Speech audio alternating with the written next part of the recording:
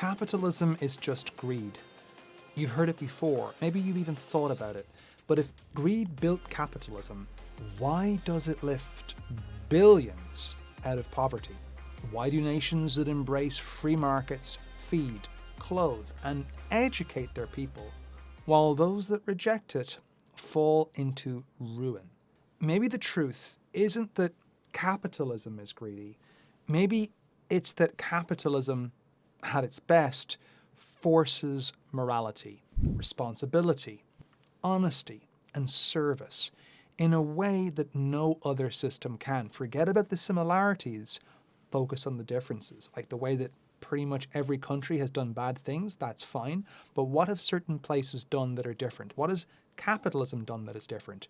Before we start, I'm giving away my $197 Wealth Builders Toolkit free for a limited period.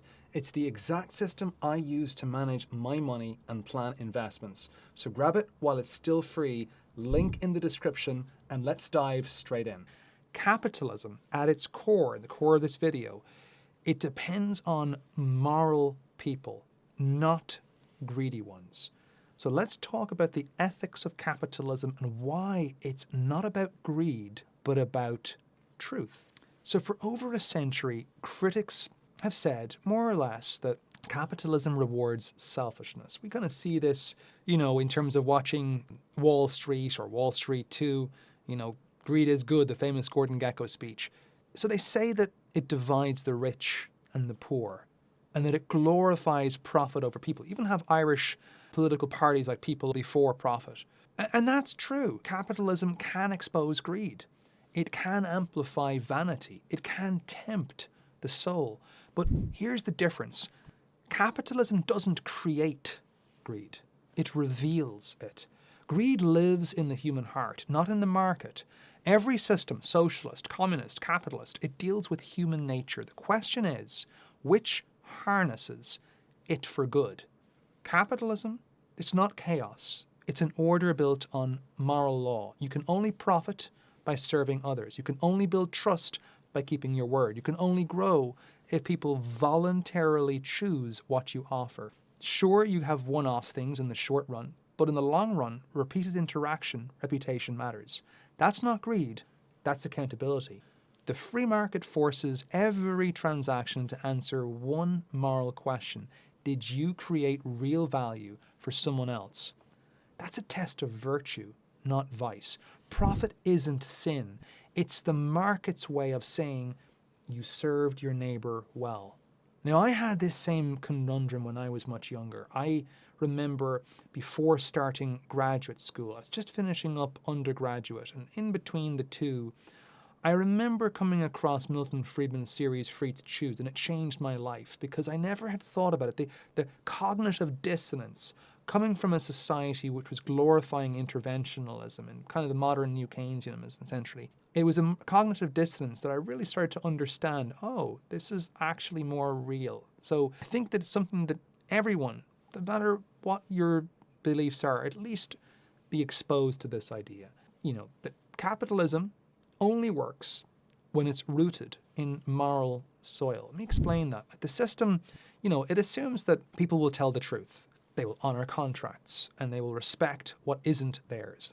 You see what happens when society crumbles. Like if you lose those virtues, the market will turn into manipulation. That's why Adam Smith, the father of capitalism, wasn't just an economist. He was a moral philosopher before he was an economist. He wrote The Wealth of Nations, true, but he also wrote beforehand the theory of moral sentiments. His point is that markets only work when people are governed first by conscience, not coercion. You see, freedom without virtue leads to corruption, but virtue without freedom leads to tyranny, as I've said before, and capitalism sits in the balance. It kind of requires both. Most of these people, going back in time, scientists, musicians like Johann Sebastian Bach, René Descartes in science, etc., most of these people were deeply religious people, contrary to the modern thought that, it's a historical thing, it's more, today it's all scientists, right? They're a-religious. It was not the case. Most of the modern innovations, even the thinkers, the free thinkers that were kind of forming the modern state, like the American Revolution, etc. A lot of these people were deeply religious, right? They had something greater a greater power, something bigger. Even Johann Sebastian Bach, he would write on his pieces that this was to elevate the greater to the God, etc. He was elevating, he wanted the best music possible. The same with the scientists. The same with a lot of the top sports people. If you look at, for instance, in Ireland, our boxer, Katie Taylor, one of the greatest female boxers of all time, boxers in general, of all time. I mean, you see her like she's just, it's all about boxing and about God. That's pretty much it. And that's how she's so successful. The same way with some of the top MMA fighters that one of them that beat Conor McGregor, like, I mean, that's all he does, like just train and pray and train and pray and train and pray, right? The same with the Brazilian soccer team. Until recently, Brazilian soccer team, my favorite soccer team, or football as we say outside the US. So they won, until recently, they won more World Cups than any other nation. At the time, this was a few years ago, they'd won 5 World Cups. Before the next country, I think Italy, they'd won 5 as well. But they won more World Cups. And you noticed one thing that was holding them all in common. Like, they were so different. Like, you know, every skin color, every race, it's a vibrant society in Brazil. But what was really holding the team together was a kind of belief in a kind of something stronger, something God. You even see Neymar. You see most of the soccer players. Yeah, they may seem like they could almost have that kind of, not ghetto, but I guess kind of criminal image, or the kind of like, you know, bad boy image, but everything they're, you know, signing the cross, something they're looking up to God. Look at Ronaldinho, one of the greatest soccer players too. Nearly all of them had that, something driving them stronger. Going back to capitalism, the market is like a mirror, right? It's reflecting who we are. It's not who we wish we were. If people are honest, the market rewards service. If people are corrupt, the market magnifies fraud. It just makes it more. It's like money. Money just amplifies whatever you are. If you're selfish, you'll become more selfish. If you're a miser, you'll be even more miserly. If you're generous, you'll be exuberantly generous, right? You're magnanimous. You'll be giving so much money away, right? You'll give Warren Buffett a run for his money in terms of all you'll do, or Microsoft's Bill Gates. Don't blame the mirror. Clean the face, right? It's just a reflection of you. Money doesn't have a thought. Every moral failure in capitalism, exploitation, deception, greed, it is a failure of character, not of the system. Because guess what? This happens under communism. This happens under socialism. Happens under every system. But what's the difference? Not the similarities. What's the difference? That's why moral capitalism doesn't start with better laws. It starts with better people.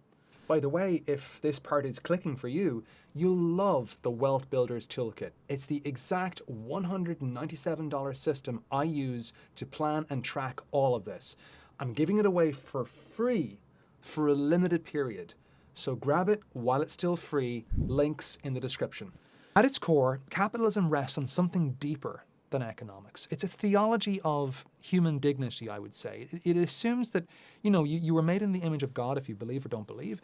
You're capable of reasoning, creativity, and choice. This was most of the ideas going back a few hundred years in the Enlightenment time.